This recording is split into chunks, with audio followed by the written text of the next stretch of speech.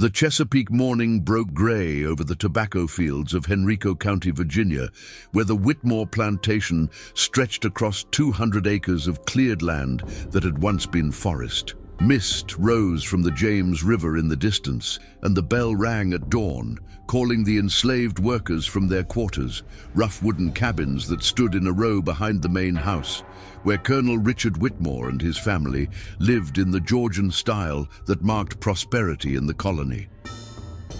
Among those who emerged into the cold air was a man the others called Samuel, though that was not the name he had brought with him across the ocean. He was tall, with shoulders broadened by years of labor, and there was something in his eyes that made even the overseer, a brutal man named Hutchins, hesitate before raising his whip. Samuel had been on the plantation for 7 years, purchased from a trader in Norfolk who said he'd come from the Caribbean, though no one knew for certain. What made Samuel different, what made him the subject of whispered conversations in the quarters and uneasy glances from the white workers, was that he survived things that killed other men. 2 winters ago, when fever swept through the cabins and took 6 people in a week, Samuel burned with it for days, his body shaking with chills so violent that the others thought they would have to dig another grave by morning. But he woke on the 4th day, weak but alive, and returned to the fields within a week. The previous summer, a wagon loaded with hogsheads of tobacco had tipped during loading, and Samuel had been pinned beneath it. Hutchins and 3 other men had needed a block and tackle to lift it off him, and they'd expected to find him crushed. Instead, he'd crawled out with bruises that turned his skin purple and black, but no broken bones. Within days, he was back at work. Then there was the incident with the axe. A young enslaved man named Peter, new to the plantation and clumsy with exhaustion, had swung the blade while clearing stumps and caught Samuel across the forearm. The gash had been deep enough that bone showed white through the blood. The plantation's doctor, a man who treated livestock and people with equal indifference, had stitched it closed with whiskey and horsehair thread, muttering that infection would likely take the arm. But the wound had healed cleanly, leaving only a long white scar that Samuel never tried to hide. "That man got the devil in him," Peter whispered one evening in the quarters, where 15 people shared the cramped space, sleeping on pallets of straw. "Ain't natural living through all that." An older woman named Ruth, who'd been on the plantation since before Samuel arrived, shook her head. "Ain't the devil. Something else. Something stronger." The Whitmore plantation operated under the strict legal codes that had been refined and hardened over the previous decades. After Bacon's rebellion in 1676, when indentured servants and enslaved Africans had briefly united against the colonial elite, Virginia's legislators had moved swiftly to prevent such alliances from forming again. The law now defined enslaved people as property, not persons. They could be bought, sold, and bequeathed like livestock or land. The 1705 slave codes had consolidated earlier statutes, making it illegal to teach enslaved people to read, forbidding them from gathering without white supervision, and authorizing brutal punishments for even minor infractions. Hutchins enforced these rules with enthusiasm. He was a poor white man who'd come to Virginia as an indentured servant himself, and his position as overseer, modest as it was, represented the only power he'd ever known. He carried a braided leather whip and used it freely, and he'd installed wooden stocks near the tobacco barns, where people could be confined for hours under the sun as punishment. But with Samuel, Hutchins was careful. He'd struck him once, early on, for moving too slowly in the fields. Samuel had taken the blow without sound, but something in his eyes, not defiance exactly, but a kind of patient knowing, had made Hutchins step back. After that, the overseer found reasons to assign Samuel to tasks away from his direct supervision. The tobacco fields demanded constant labor. In spring, workers prepared seed beds and transplanted the young plants into carefully mounded rows. Summer meant endless hoeing to keep weeds down and picking off hornworms by hand. Fall brought the harvest, cutting the mature plants, hanging them in the curing barns where smoke and time would transform the leaves into the cash crop that made Virginia rich. Winter offered little rest, as there were always fences to mend, land to clear, and firewood to cut. Samuel worked steadily, neither fast nor slow, but with a rhythm that seemed tireless. He spoke little, and when he did, his English carried an accent that no one could place. Not quite Caribbean, not quite African, something that seemed to shift depending on who was listening. Some of the others thought he spoke other languages too, because sometimes at night they heard him murmuring words that sounded like prayers or songs in tongues they didn't recognize. It was in late September, when the tobacco harvest was in full swing, that strange things began to happen on the Whitmore plantation. The first sign was subtle. A section of mature tobacco plants in the south field withered overnight, their broad leaves turning brown and papery as if they'd been struck by frost, though the night had been warm.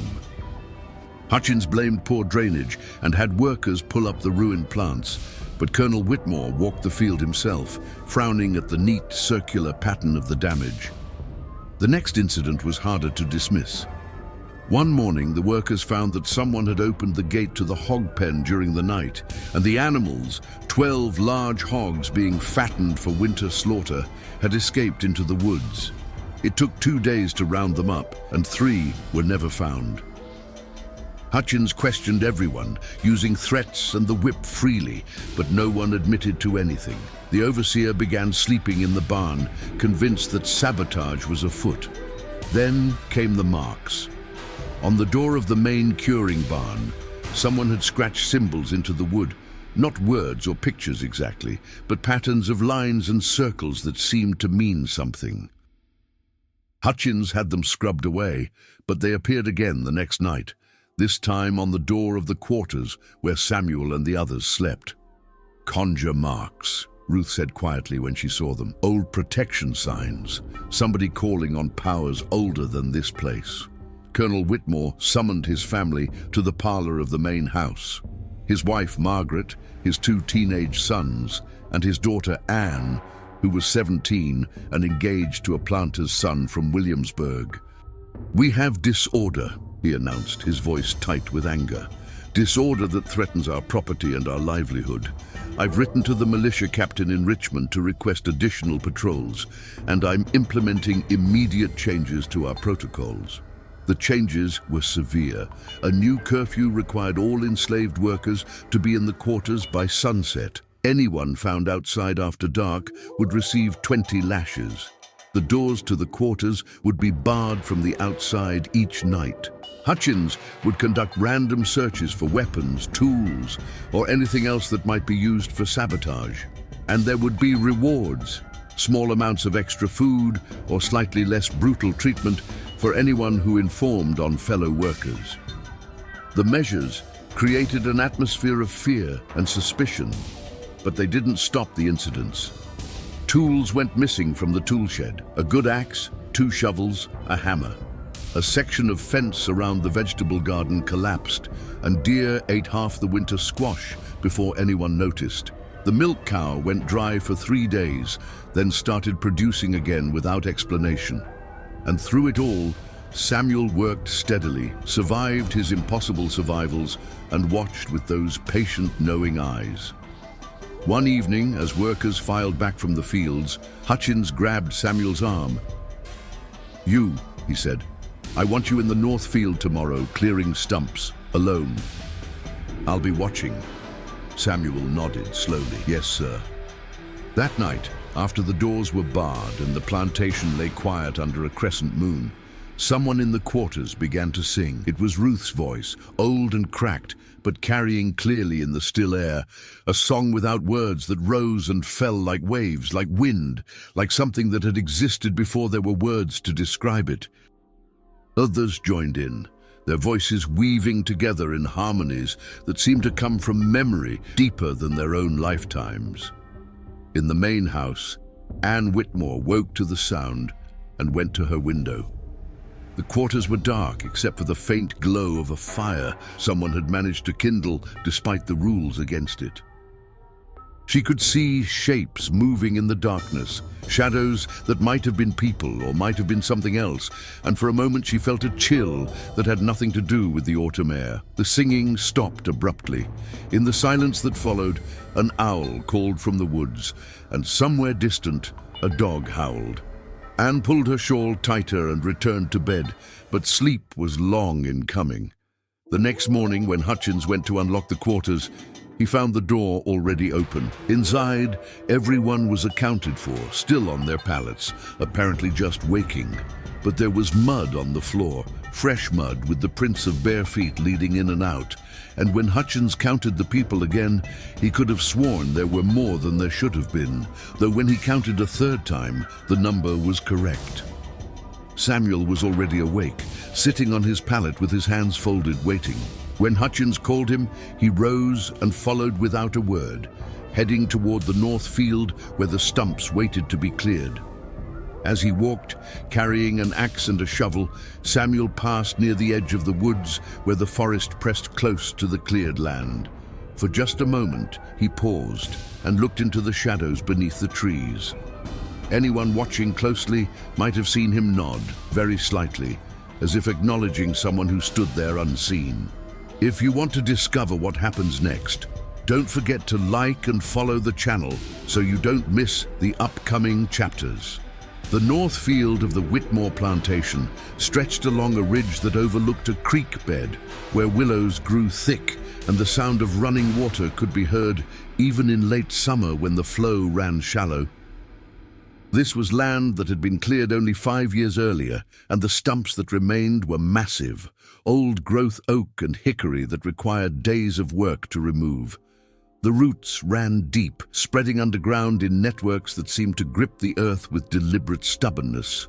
Samuel worked alone, as Hutchins had ordered. The overseer had positioned himself on a small rise 50 yards away, where he could watch while pretending to supervise repairs on a nearby fence line. The morning was cool, with clouds building in the west, and Samuel swung the axe with steady, measured strokes, cutting away the smaller roots before beginning the harder work of digging around the main stump. What Hutchins couldn't see from his vantage point was that Samuel wasn't simply digging. As he worked the shovel into the earth, clearing away decades of accumulated soil and leaf matter, he uncovered things. The first was a piece of pottery. Not English, not anything made in the colonies, but something older, with markings that suggested hands that had shaped clay long before ships arrived from Europe. He brushed the dirt away, studied it for a moment, then tucked it into his shirt. The second discovery was more significant. As he dug deeper around the stump, his shovel struck something that wasn't root or rock. He knelt and used his hands to clear the soil away carefully. And what emerged was a bundle wrapped in oiled deerskin, tied with sinew that had somehow survived underground. Inside, when he unwrapped it, were items that told a story. A small knife with a bone handle, carved with symbols similar to those that had appeared on the barn door. 3 white stones, smooth as eggs, and a piece of cloth, dyed deep indigo, folded around something that clinked softly when he moved it. Coins. 5 Spanish silver reals, dating from the previous century. Money that could buy passage, food, freedom, if handled carefully. Samuel rewrapped the bundle and glanced toward where Hutchins stood.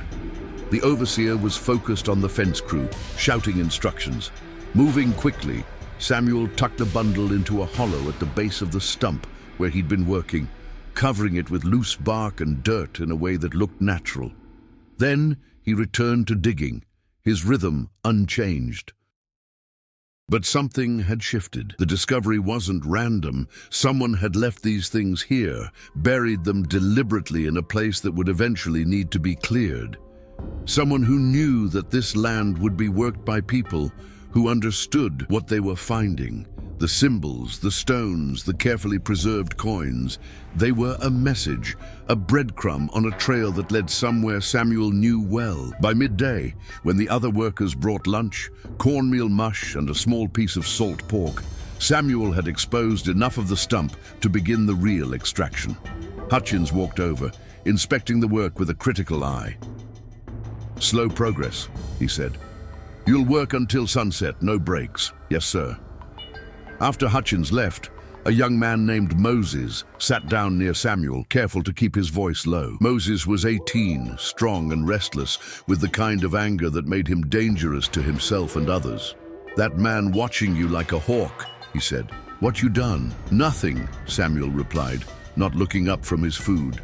Nah, man, it's more than that. Everyone's seeing it. Way he looks at you, way things been happening. Moses leaned closer. People saying you doing conjure. Saying you got protection. Samuel was quiet for a moment, chewing slowly. Then he said, what people say and what's true ain't always the same thing. But you don't die. Everyone's seen it. Everyone dies, Samuel said softly.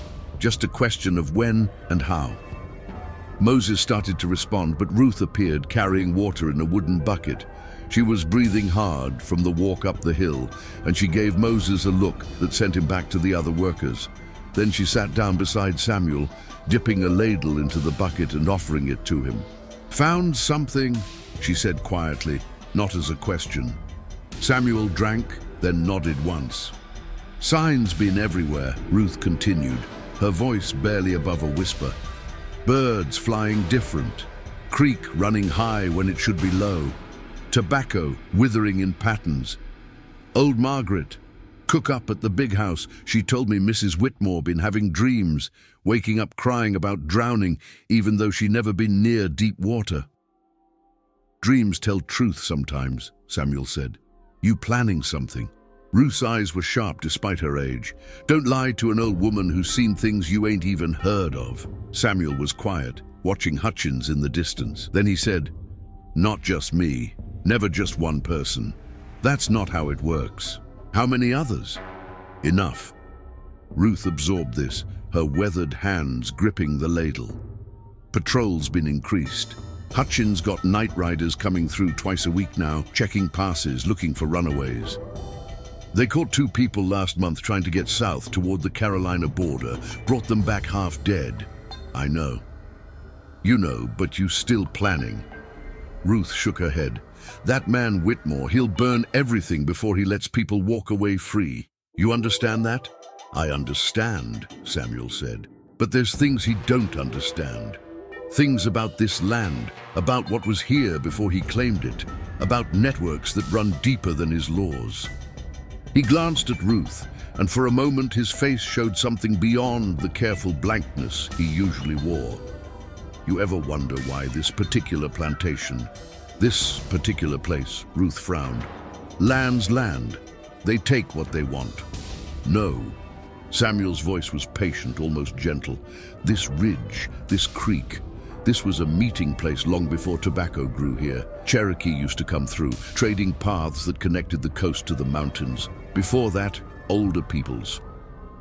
The earth remembers. He gestured toward the stump he'd been working. These trees grew here for 200 years, maybe more. Roots went down deep, following old paths. Water flows different here because of what's underneath. And people who know how to look, how to listen, they can follow those paths. Ruth's eyes widened slightly. You saying there's a way out? Through here? I'm saying there's always been ways out, just need to know where to look. Before Ruth could respond, Hutchins shouted from his position, back to work, all of you. The afternoon stretched long, with Samuel returning to the stump while others worked in the distant fields. The clouds that had been building all morning finally broke around 3 o'clock and rain began to fall, light at first, then heavier, turning the cleared land into mud. Hutchins ordered everyone to continue working despite the weather, but he himself retreated to a shed near the barn. In the rain, with visibility reduced and the overseer's attention divided, Samuel worked quickly. He retrieved the bundle from its hiding place and examined the contents more carefully. The coins were significant, but it was the cloth that mattered most. Unfolded, it showed a map of sorts, not roads or boundaries, but natural features marked with symbols. A creek with 3 bends, a rock formation that looked like a broken tooth, a stand of white pines marked with 3 parallel slashes. Waypoints, a route that led south and west toward the edge of the colony where law enforcement was sparse and the boundary between Virginia and Carolina was more suggestion than fact. This was part of what people in the quarters whispered about, the network of trails, safe houses, and sympathetic individuals that allowed some enslaved people to disappear into the frontier. Not north, where everyone expected runaways to head, but south into territory that was still being contested between colonial powers, where Creek and Cherokee communities might offer refuge, where Spanish Florida represented a distant but possible sanctuary. Samuel memorized the map, then rewrapped everything and moved it to a new hiding spot, inside a hollow log that lay at the edge of the tree line, marked with a small stack of 3 stones that would mean nothing to anyone who didn't know what to look for. By the time Hutchins emerged from the shed, Samuel was back at the stump, working steadily in the rain as if nothing had changed. That evening, as workers filed back to the quarters, Samuel walked past the main house just as Colonel Whitmore emerged onto the porch. The colonel was reading a letter, his face troubled, and he didn't notice Samuel at first, but Anne Whitmore did. She stood at an upper window, and when Samuel glanced up, their eyes met for a brief moment. What she saw in his face would haunt her later, not defiance, not hatred, but a kind of calm certainty that suggested he knew something she didn't, something that would matter very soon.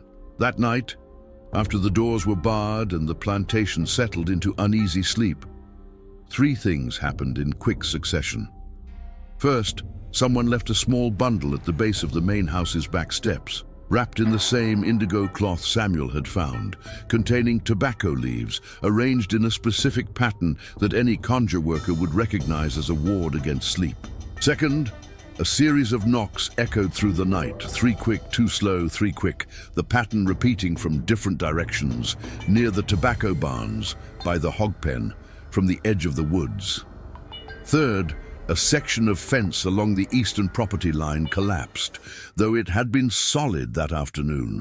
In the morning, Hutchins would find that the supporting posts had been cut halfway through with a saw, then carefully positioned to look intact until weight was applied. In the quarters, Samuel lay on his pallet, eyes open, listening. Around him, others pretended to sleep while actually remaining alert, waiting. Ruth's breathing was too controlled to be natural.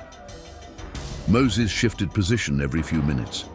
Even Peter, who usually snored, was quiet and tense.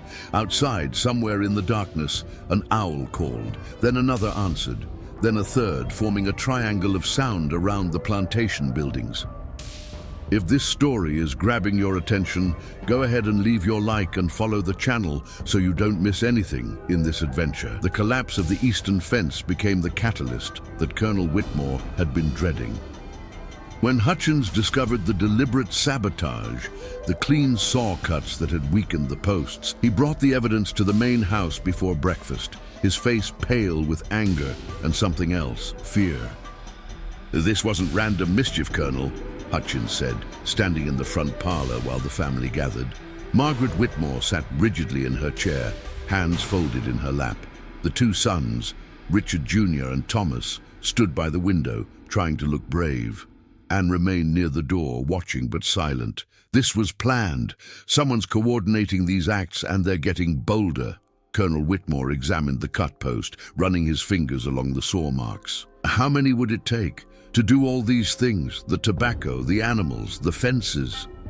"That's just it, sir," Hutchins replied. "I can't see how one person could manage it all. The timing's too precise. They'd need to be in multiple places at once, or..." He hesitated. "Or what? Or there's more than one involved. Possibly several. Maybe," Hutchins lowered his voice, "maybe they're working with outside help." The implications hung heavy in the air.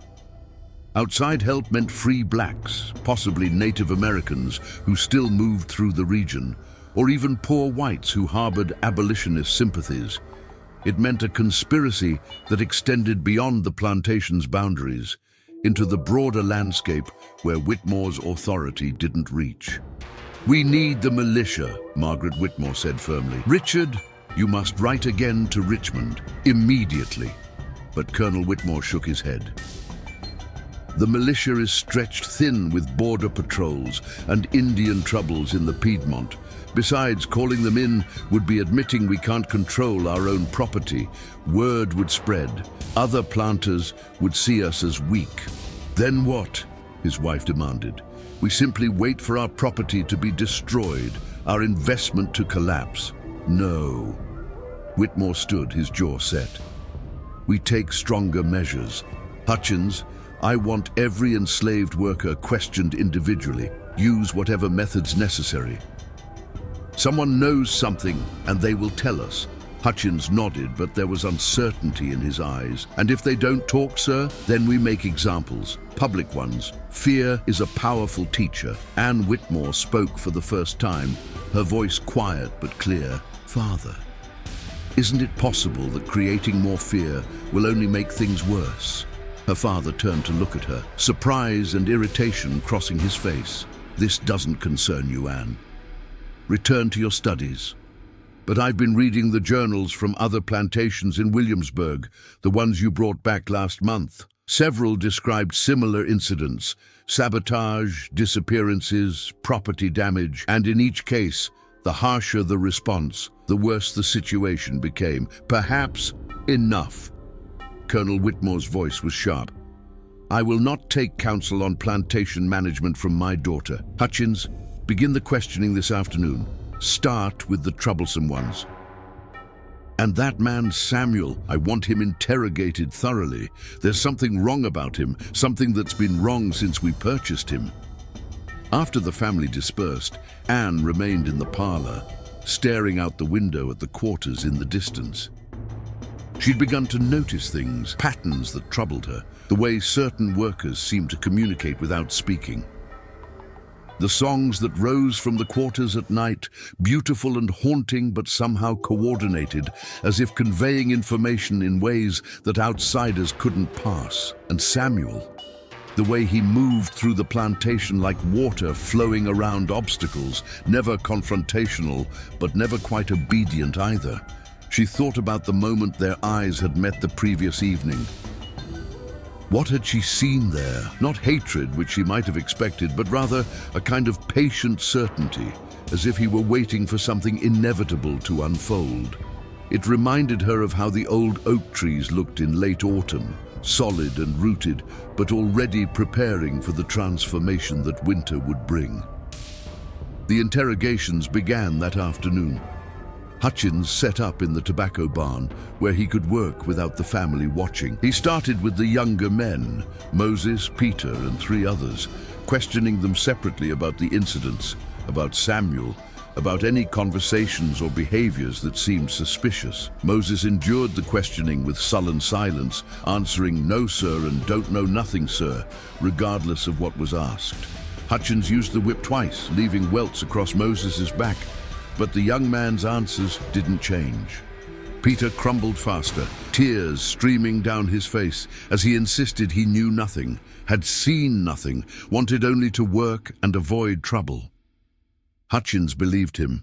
Peter was too frightened and clumsy to be part of any organized resistance.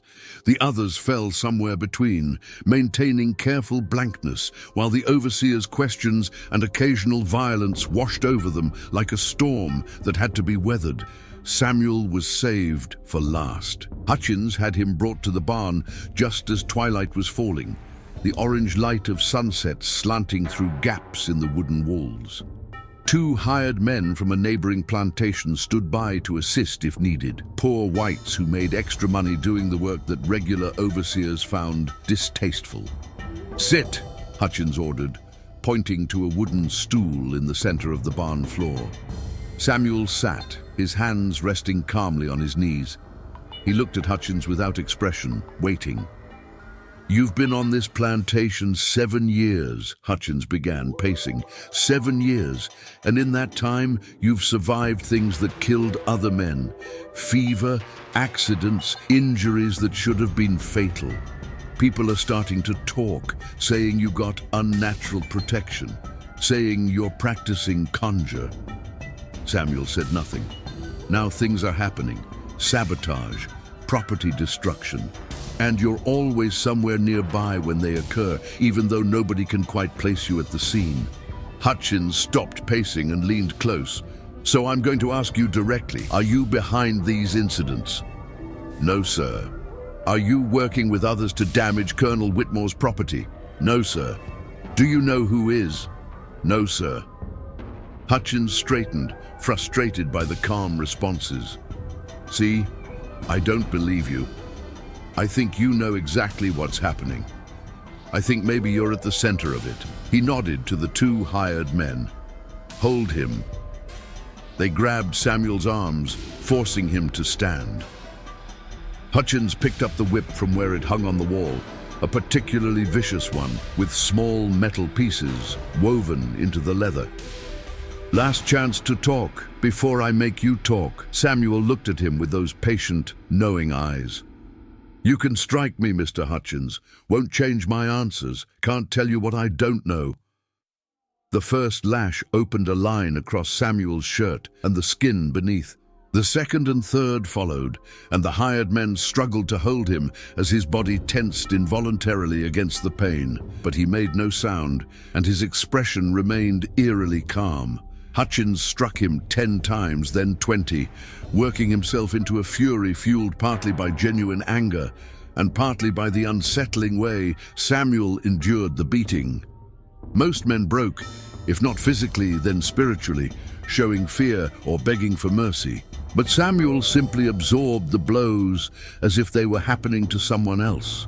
Finally, breathing hard, Hutchins stepped back. Take his shirt off. The hired men pulled the ruined fabric away, revealing Samuel's back. It was already scarred from previous beatings, old white marks that crisscrossed the dark skin. But what made the hired men step back in surprise was that the fresh wounds were bleeding less than they should have been. And as they watched, the blood seemed to slow further, the cuts already beginning to close. Jesus Christ, one of the hired men muttered, ain't natural. Hutchins stared, his confidence wavering. He'd seen men heal quickly before, but never like this, never this deliberate, this controlled. What are you? He asked quietly. Samuel turned his head to look at the overseer. Just a man, Mr. Hutchins. Same as you. No, you're something else. Samuel smiled then, just slightly, just for a moment. Maybe I'm what you made me, what this place made me. Everything you do to us, every cruelty, every dehumanization. You think it just disappears? No, sir. It gets stored up, transformed into something stronger than you can imagine. You can't kill what's already learned to survive death. The words hung in the barn's dim interior, more disturbing than any curse or threat. Hutchins felt something cold settle in his stomach, and for the first time, he understood that whatever was happening on the Whitmore plantation was beyond his ability to control or comprehend. Lock him in the shed, Hutchins said finally. No food, no water until tomorrow. We'll see how well he survives that. They dragged Samuel to the storage shed behind the quarters, a windowless structure used for tools and supplies. They threw him inside and barred the door from the outside, leaving him in complete darkness. But Samuel wasn't alone. Within minutes of the door closing, he heard a soft scratching sound. A panel at the back of the shed, one that had been carefully loosened weeks earlier, slid open slightly, and Ruth's voice whispered through the gap. You all right? Well enough. They're scared now. That's good and bad. I know. A small bundle was pushed through the opening, cloth wrapped around bread, dried meat, and a clay jug of water. There's a gathering tonight, Ruth whispered, out in the pine grove past the creek. Word's been sent. People are ready to move. How many? 12 from here, more meeting us from the Jameson place and the Carter's plantation, maybe 30 total, including the ones already waiting in the safe spots along the route. Samuel was quiet, absorbing this. 30 people attempting to disappear at once would be impossible to hide. The response would be massive. Patrols, militia, dogs. Some would certainly be caught, and the punishments would be severe. Too many, he said finally.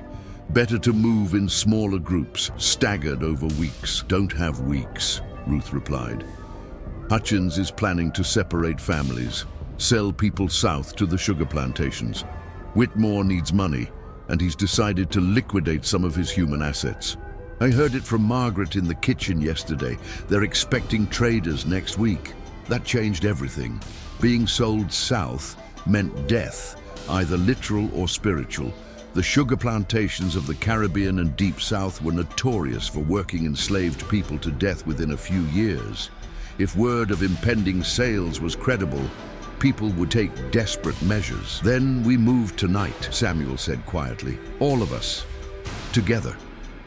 It's a risk, but staying is death. You sure you can get everyone through? You know the route? I know it. Been walking it in pieces for 3 years, marking the waypoints, establishing connections. The map I found was confirmation, but I already knew most of the path. And the thing about you not dying, is that true? Or just stories people tell? Samuel was quiet for a long moment. Then he said, I don't heal faster than other men, Ruth. I just refuse to die before my time. There's a difference. When you've survived the Middle Passage, survived watching everyone you loved die, survived being treated as less than human, you develop a kind of stubbornness. The body follows what the mind insists upon. That's all it is. Ruth didn't sound convinced, but she didn't argue. Gathering at midnight. The signal will be 3 owl calls. Don't come early. Let them think you're locked in here until the last minute. The panels slid shut again, and Samuel was alone in the darkness. He ate the food slowly, drinking sparingly from the jug, and then he sat with his back against the wall and closed his eyes. Not sleeping, but preparing. The path he'd been laying for 3 years was about to be walked, and whether it led to freedom or destruction would be determined in the next few hours. Outside, night fell completely. In the main house, the Whitmore family ate dinner in tense silence, each of them feeling the weight of something shifting, changing, moving toward a conclusion they couldn't predict. Anne excused herself early and went to her room, but instead of preparing for bed, she sat by the window and watched the quarters in the distance. She could see lamplight through the cracks in the walls, hear the faint sound of singing, not the usual spirituals, but something different. Something that sounded like preparation, and if you want to keep discovering what happens, follow the channel now. Each chapter brings new revelations. Midnight approached, and the plantation transformed under a moonless sky. Clouds had rolled in during the evening, covering the stars and creating darkness so complete that vision reduced to mere shapes and shadows. This was both advantage and danger. Harder for patrols to see, but also harder to navigate. In the quarters, people moved with quiet purpose. Ruth had organized everything with the precision that came from decades of watching, learning, and waiting for the right moment. Each person knew their role. Some carried food and water wrapped in cloth bundles. Others had tools that could serve as weapons if necessary. A few had blankets and extra clothing for the children. There were 5 children involved in the escape attempt, ranging from a nursing infant to a boy of 12. Their presence complicated everything, but leaving them behind was unthinkable. Families stayed together, or the attempt had no meaning. Moses was one of the first to slip out of the quarters through the loose panel Ruth had created months earlier. He carried a staff cut from hickory and moved toward the barn where the signal would originate. His job was to create a distraction if needed. If patrols approached earlier than expected, he would lead them away from the main group's route. Peter followed, terrified but determined. His hands shook as he helped past children through the opening, but he worked steadily. Behind him came others, field workers, house servants, skilled tradespeople whose labor had built the Whitmore prosperity. Each one leaving represented a significant financial loss to the colonel. But more importantly, each one leaving represented a person reclaiming their own existence. Samuel was still locked in the shed, but Ruth had provided him with a small metal file hidden in the food bundle. He'd spent the evening quietly working at the bar across the door, weakening it at the points where it met the wood. When the time came, a single strong push would snap it free. The signal came precisely at midnight. 3 owl calls spaced 10 seconds apart, each one perfect in its imitation. Samuel pushed against the door, felt the bar give way, and emerged into the darkness. His back still ached from the whipping, but the pain was distant, manageable. He'd learned long ago to compartmentalize physical suffering, to put it in a mental box that could be opened later when safety permitted. He moved quickly toward the meeting point, the pine grove past the creek, half a mile from the main plantation buildings. The route took him through the tobacco fields, now harvested and bare, then down a slope to where water ran shallow over smooth stones. The creek was easy to cross in autumn, but come spring it would swell to a torrent that could sweep a man away. The pine grove was ancient, one of the few stands of old growth that the Whitmores hadn't yet cleared. The trees rose straight and tall, their needles carpeting the ground in a soft layer that muffled footsteps. Here, in the darkness beneath the canopy, 31 people gathered, 12 from the Whitmore plantation, 11 from the Jameson property 3 miles south, and 8 from the Carter's place near the river. Ruth performed a quick count, her lips moving silently. Everyone accounted for. She nodded to Samuel, who stepped forward to address the group. "We have one chance," he said quietly, his voice just loud enough to carry. "The route runs south and west, following terrain that's hard to track. We stay off roads, avoid open fields. There are 7 waypoints between here and the first safe house, marked trees, rock formations, specific creek crossings. I know them all. Stay close, stay quiet, and trust the path." "What if we're followed?" Moses asked. "What if they bring dogs? We'll cross water multiple times to break the scent trail, and we have help waiting, people positioned along the route who'll create false trails if needed." Samuel paused. "But I won't lie to you. Some of us might not make it. If you're caught, you'll face severe punishment, maybe death. Each of you needs to decide right now if freedom is worth that risk." Silence as people absorbed this. Then a woman named Sarah spoke up, her infant son held tight against her chest. "Already dead if we stay. Hutchins was talking to traders yesterday about pricing. My baby would be sold away from me before he learns to walk. I'll take my chance on the road." Others murmured agreement. The decision was made, not by Samuel or Ruth, but collectively, each person choosing for themselves what price they would pay for self-determination. They moved out in small groups, spaced several minutes apart. Samuel led the first group, 5 adults and 2 children, the fastest and strongest who could set the pace. Ruth led the second, with families and the infant. Moses brought up the rear with the oldest and those least able to move quickly. The first waypoint was a split oak tree 2 miles south, struck by lightning years ago, but still living, its trunk divided into a distinctive V-shape. They reached it without incident, though the darkness and unfamiliar terrain made progress slower than Samuel had hoped. The second waypoint was harder, a creek crossing where water ran over a shallow gravel bed, perfect for obscuring tracks. But reaching it required passing within a quarter mile of a poor white farmer's cabin, and his dogs started barking as the group approached. Samuel halted everyone, crouching in the darkness while they waited to see if the farmer would investigate. Long minutes passed. The dogs continued barking, but no lamp was lit in the cabin. Eventually, the animals quieted, and Samuel signaled to continue. They were crossing the creek when disaster struck.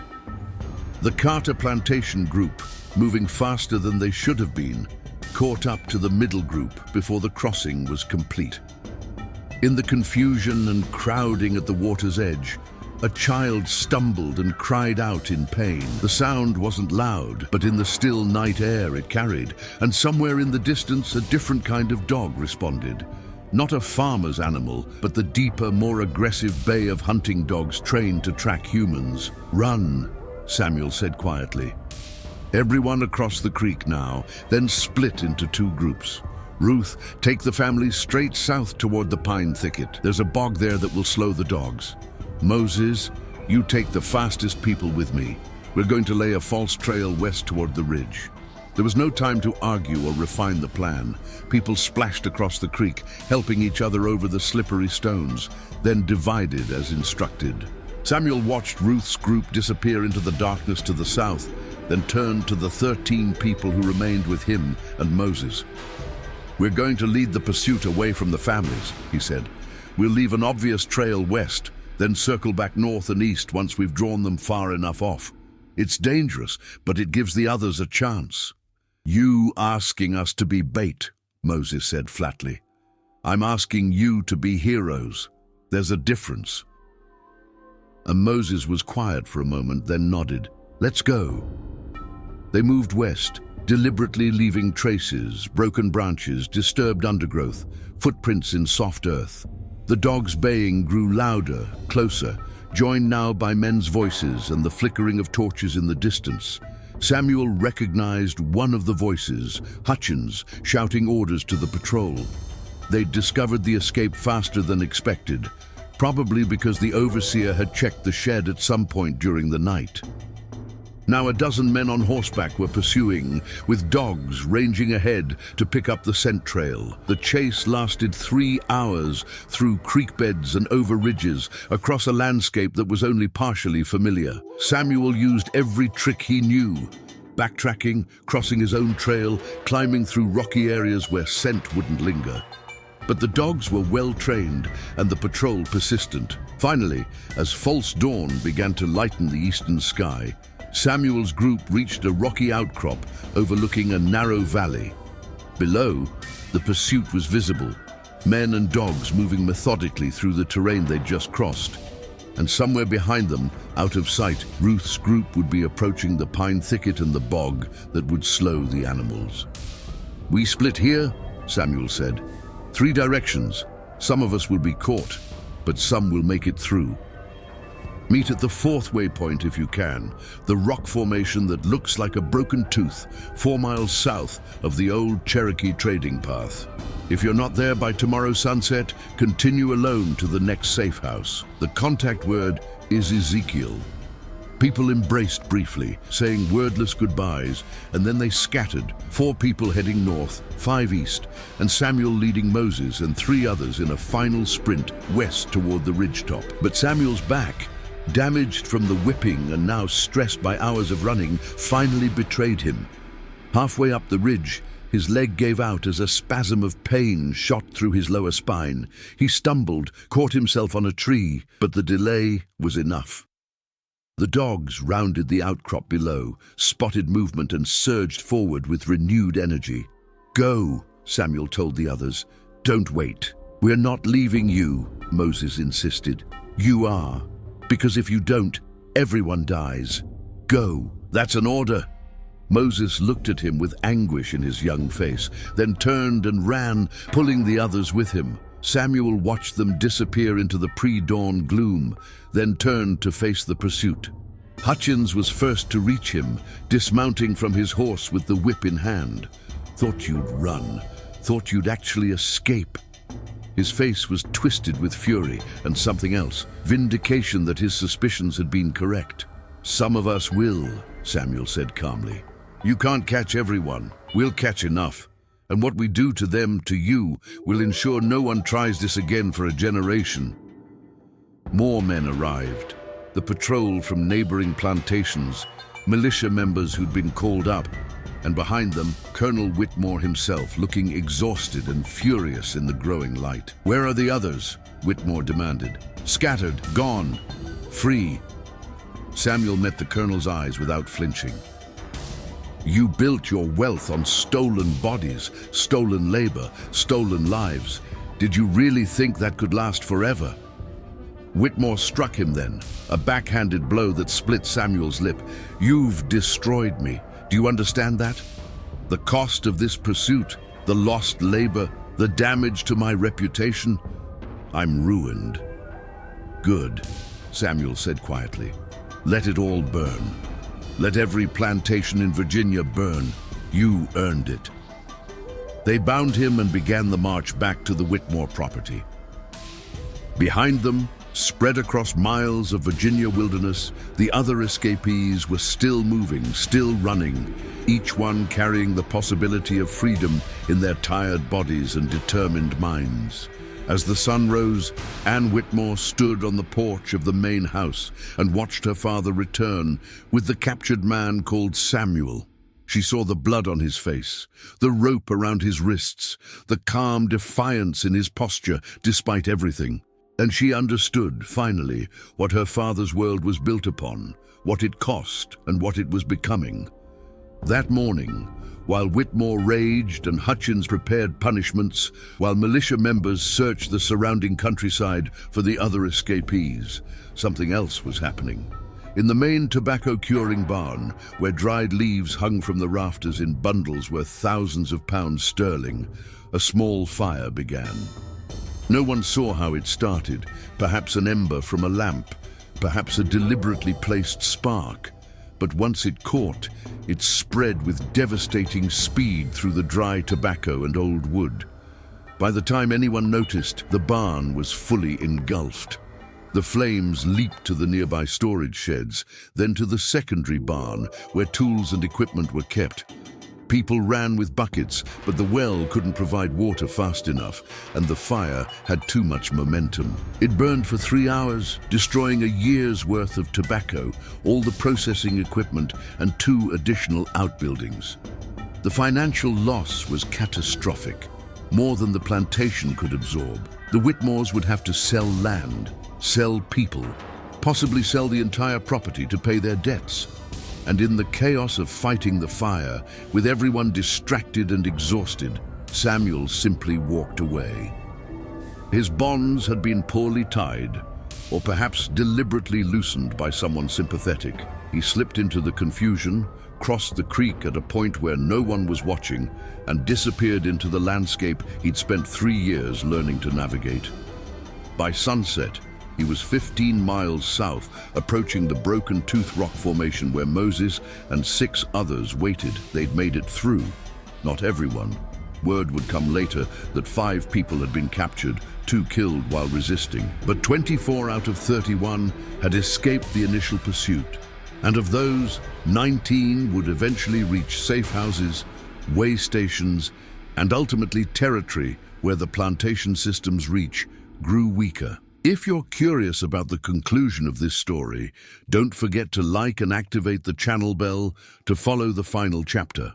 3 months after the fire, the Whitmore plantation stood abandoned.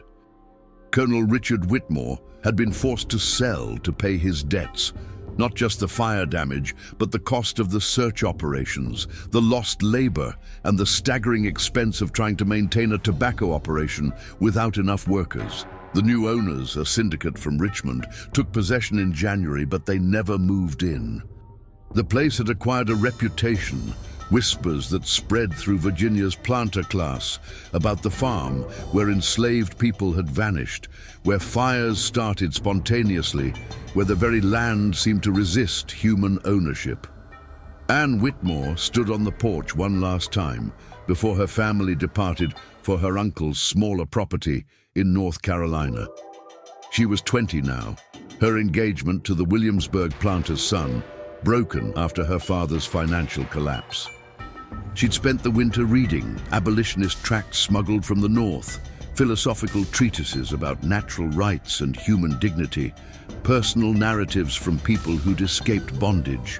The reading had transformed her understanding of the world she'd been born into. She thought about Samuel often. No one knew what had happened to him after he'd disappeared during the fire. Some said he'd been spotted heading south toward Carolina.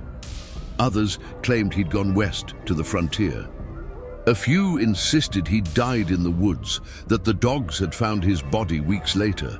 But Anne didn't believe that. She'd seen something in his eyes during that last moment before they'd brought him back in chains, a certainty that suggested he'd already won, regardless of what happened to his physical body.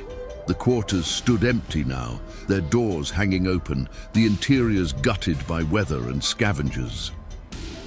Anne walked down to them, stepping carefully over the threshold of the building where Samuel and the others had lived.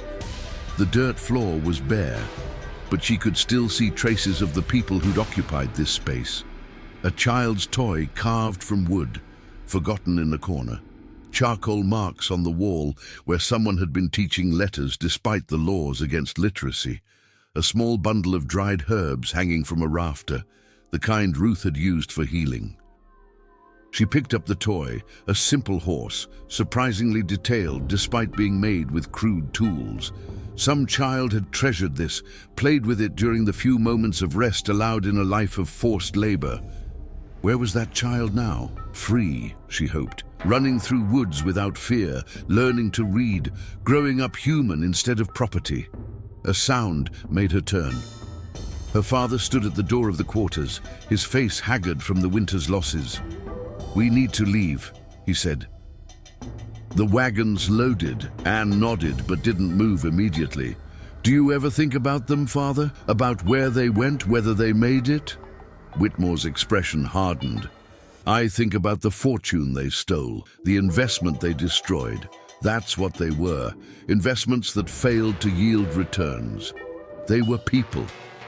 "Don't start this argument again, Anne. We don't have time for your northern sentimentality. It's not sentimentality to recognize another person's humanity." She gestured at the quarters, the fields beyond. "This whole system is built on pretending that some people are things, that ownership of human beings is natural and moral. But what happened here proved otherwise. They chose freedom over survival. They risked death to be free. Doesn't that tell you something?" Whitmore was quiet for a long moment. Then he said, "It tells me we should have been stricter, should have broken their spirits more thoroughly." Anne looked at her father and saw a man who would never understand, could never understand, because understanding would require acknowledging that his entire worldview was built on sand. She felt pity for him, genuine pity, not contempt. He was trapped in a system that deformed him as surely as it enslaved others. "I'm not coming to North Carolina," she said quietly. "I'm going to stay with Aunt Catherine in Philadelphia. She's agreed to sponsor me, and I'm going to study, write, work for abolition." Whitmore's face flushed with anger. "I forbid it. You're my daughter, and you'll follow the family to North Carolina as planned." "No, Father." Anne's voice was steady, though her hands trembled slightly. "I'm of age, and Aunt Catherine has offered me a home. You can't stop me, and after everything that's happened, I don't think you really want to try." They stared at each other across the empty quarters, two people divided by more than the physical space between them. Finally, Whitmore turned away. "You'll regret this. You'll be ostracized, unmarriageable, associated with radicals and troublemakers. Perhaps. But I'll be able to look at myself in the mirror." He left without another word, and Anne stood alone in the quarters for a few more minutes. Then she walked to the main house one final time, collected the small bag she'd packed, and climbed into the wagon that would take her to Richmond, where she'd board a coach north. As they pulled away from the plantation, she looked back at the tobacco fields lying fallow, the burned remains of the barns, the empty quarters. The land looked exhausted, depleted not just of nutrients, but of something deeper, the human energy that had been extracted from it through violence and suffering. She wondered if it would ever recover, if anything healthy could grow there again. Samuel reached Spanish Florida in late February, traveling with Moses and 8 others who'd survived the escape and the long journey south. They'd followed routes established over decades by people who'd made the same desperate choice, through swamps where militia horses couldn't follow, along creek beds that obscured tracks, past isolated farmsteads where sympathetic individuals provided food and shelter despite the risk. The Spanish authorities in St. Augustine welcomed them according to the 1693 edict that promised freedom to enslaved people who escaped from British colonies and converted to Catholicism. It was a political move more than humanitarian. Spain and Britain were rivals, and weakening the British colonial economy served Spanish interests. But for the escapees, the motivation mattered less than the result. Samuel stood on a beach south of St. Augustine, watching waves roll in from the Atlantic. The same ocean he'd crossed in chains years ago, But now he stood on this shore as a free man, legally recognized as such by the Spanish crown. The irony wasn't lost on him. Freedom granted by one colonial power in order to undermine another.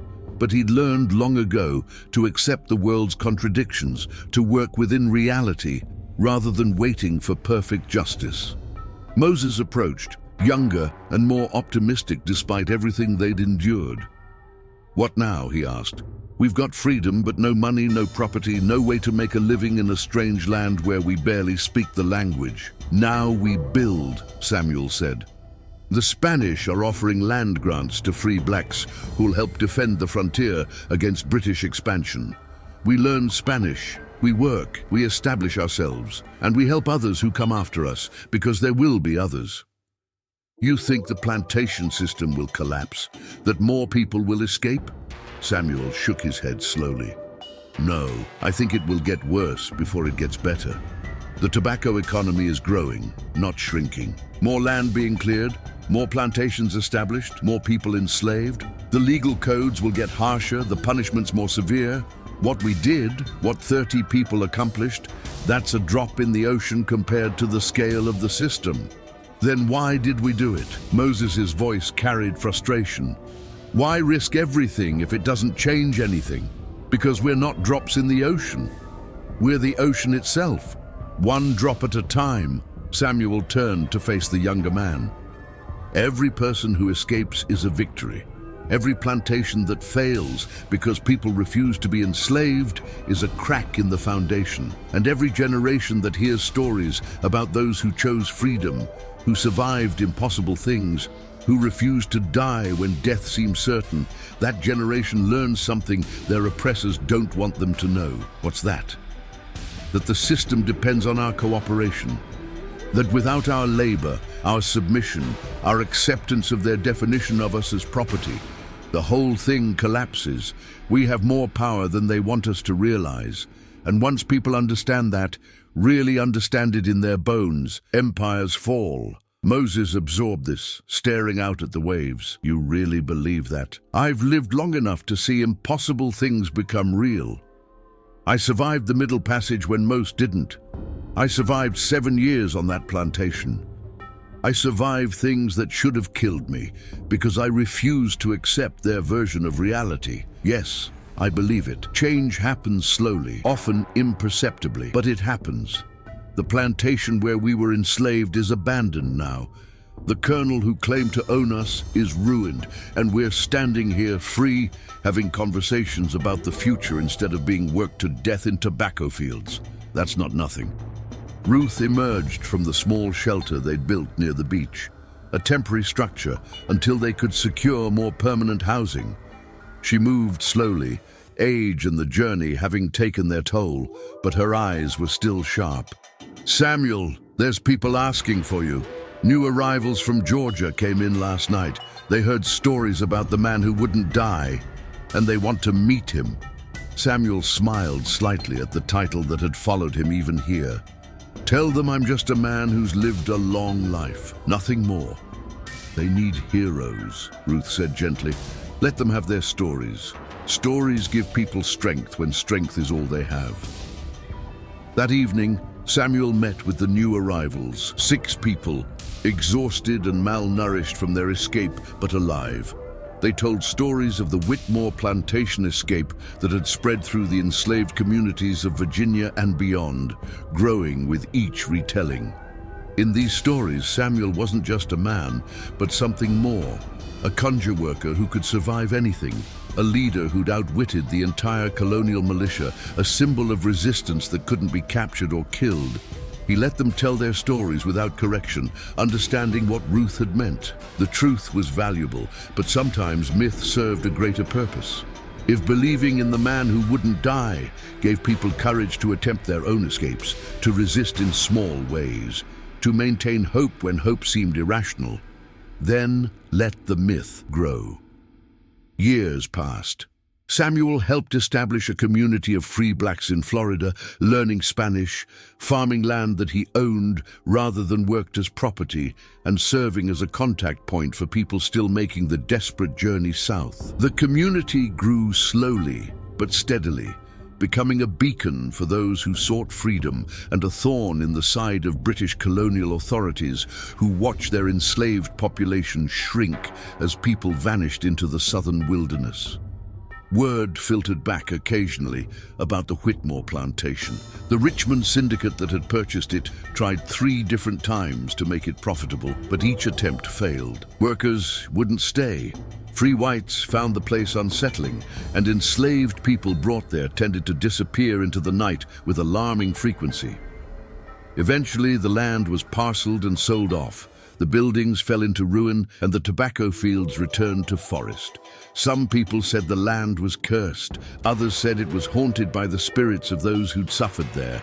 But Ruth, before she died at the age of 73, offered a different explanation.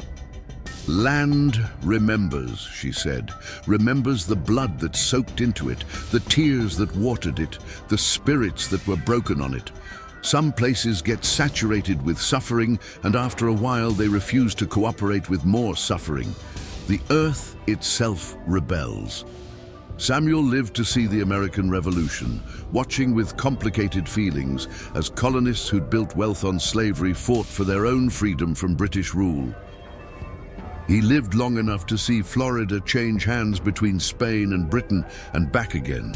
He lived long enough to see children born free in his community grow up, have children of their own, and never know the inside of a slave quarters. And he lived long enough to meet Ann Whitmore one final time.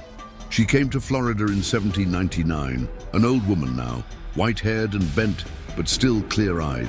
She'd spent her life writing and speaking against slavery, working with the early abolitionist movement, documenting the stories of people who'd escaped.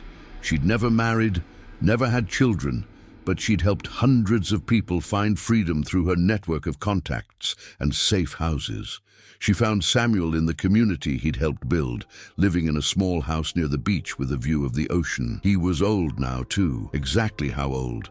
Even he wasn't sure anymore. Time had blurred, years running together in a way that made precise chronology impossible. They sat together on his porch, watching the sunset paint the sky orange and purple. For a long time, neither spoke. Then Anne said, "I wanted you to know that I've written it all down. Everything that happened that winter, the escape, the fire, the collapse of the plantation. I've included it in my memoir, which will be published next year." "Why, tell me?" "Because I wanted your permission. It's your story as much as mine, more than mine." Samuel was quiet, considering. Then he said, "Tell it. Tell all of it. Don't make me a hero or a saint. Tell the truth. That I was a man who survived because I refused to accept what they said I was. That others were braver than me, stronger than me, but died anyway because survival is partly luck. That the system is designed to break people, and the miracle isn't that some survive, but that anyone does." Anne nodded slowly. "I'll tell it truthfully, and I'll tell people that the plantation system cannot last. That it's built on lies and maintained through violence, and eventually the truth breaks through. You think it will end? In our lifetimes?" "No," Anne said honestly. "It's too profitable, too deeply embedded in the economy. It will take something catastrophic to end it. A war, maybe, or an economic collapse so severe that the whole system has to be rebuilt. But it will end. I'm certain of that. Nothing built on human suffering can last forever." They watched the sun sink below the horizon, darkness spreading across the water. In the distance, lights began to appear in the windows of the community. Families gathering for evening meals, children being called in from play, the ordinary rhythms of free life. "Did you ever regret it?" Anne asked. "The escape, the risk, everything you gave up?" Samuel laughed, a real laugh, deep and genuine. "What did I give up? The privilege of being worked to death in someone else's tobacco field? The honor of being bought and sold like livestock? No, Miss Anne, I regret nothing. Every day since that night has been a day I chose for myself. That's worth any price. Anne stood to leave, but she paused at the porch steps. The story about you not dying, about surviving things that killed other men. Was that true, or just myth? Samuel smiled, his eyes holding secrets that would go with him to the grave. Both. Neither. Does it matter? I suppose not. The effect is the same either way. After she left, Samuel sat alone on the porch until full darkness fell. He thought about the plantation that now lay in ruins, reclaimed by forest. He thought about the people who'd escaped that night. Most had survived, built lives, had children who were born free. He thought about the ones who didn't make it, whose names he still remembered, whose sacrifices had purchased freedom for others. And he thought about the myth that had grown around him, the story of the man who wouldn't die. It wasn't that he couldn't die. Everyone died eventually. It was that he'd refused to die on their terms, in their time, for their purposes. He'd chosen to survive long enough to see a different future, to live free long enough that freedom felt normal instead of impossible. The ocean continued its eternal rhythm, waves rolling in and out, the tide following patterns older than human memory. Samuel closed his eyes and listened, and in the sound of the water, he heard voices. All the people who'd made impossible journeys, survived impossible odds, refused impossible demands. They were all still there, their spirits woven into the fabric of the land and sea, witnesses to the truth that Anne would write and others would read. The plantation system would continue for decades more, would grow larger and more brutal before it finally collapsed. But its end was inevitable, written in the stories of people like Samuel, who proved that human beings could not be permanently reduced to property, that resistance was possible even in the most oppressive circumstances, that freedom, once tasted, could never be completely extinguished. Samuel died peacefully in his sleep 5 years later, at an age he'd long since stopped counting.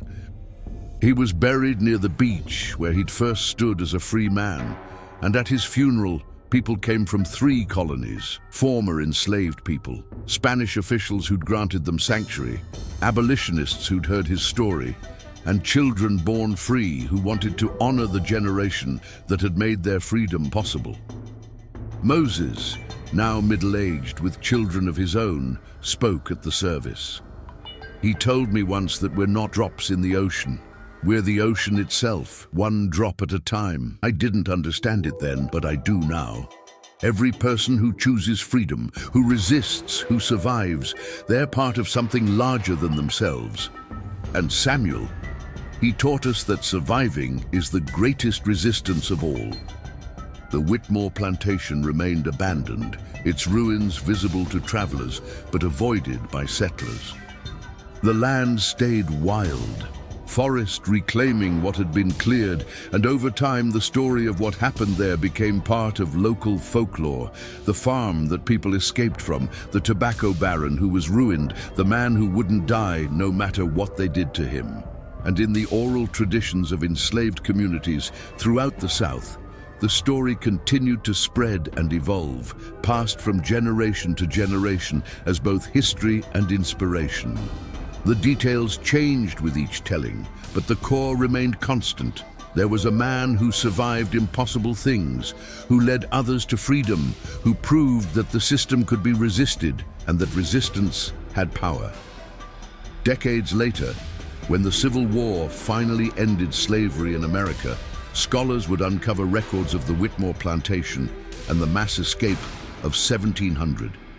They'd find Anne Whitmore's memoir with its detailed account of that winter. They'd trace the descendants of those who escaped, finding them scattered across Florida, the Caribbean, and even back in northern states where slavery had been abolished earlier. And they'd try to separate fact from legend in the story of Samuel, the man who wouldn't die. They'd debate whether his survival abilities were exaggerated, whether the escape was as dramatic as described, whether one person could have had such an impact. But for the people whose ancestors had survived slavery, whose families had passed down the stories, the question of literal truth versus mythic truth was irrelevant. The story served its purpose. It gave people hope in hopeless circumstances. It proved that resistance was possible, and it reminded each generation that freedom was worth any sacrifice. The Whitmore plantation land was eventually incorporated into a state park in the 20th century. Archaeologists excavated the ruins, finding the remains of the quarters, the burned tobacco barns, and artifacts that told the story of the people who'd lived and worked there. A historical marker was placed near the entrance, telling the story of the 1700 escape and commemorating both those who made it to freedom and those who didn't. And sometimes, people visiting the park reported strange occurrences. The sound of singing on windless nights, the appearance of symbols scratched into trees that hadn't been there the day before, the feeling of being watched by sympathetic eyes. Rangers dismissed these reports as imagination or pranks, but the stories persisted, adding another layer to the legend of the plantation that people wouldn't work, the land that wouldn't cooperate, the place where freedom proved stronger than bondage. The ocean continued its rhythm, indifferent to human stories, but carrying them nonetheless in its tides and currents. And somewhere in that eternal movement, the spirits of those who'd risked everything for freedom remained present, witnesses to the truth that no system of oppression, no matter how powerful or entrenched, can completely suppress the human drive for self-determination. The man who wouldn't die had finally died. But the story, the real legacy, would never die. It would continue as long as people needed to believe that resistance was possible, that survival was an act of rebellion, and that freedom, once glimpsed, could never be completely forgotten. If this story moved you, leave your like and follow the channel for more incredible stories from the heartland, mysteries and hidden secrets that you'll only find here.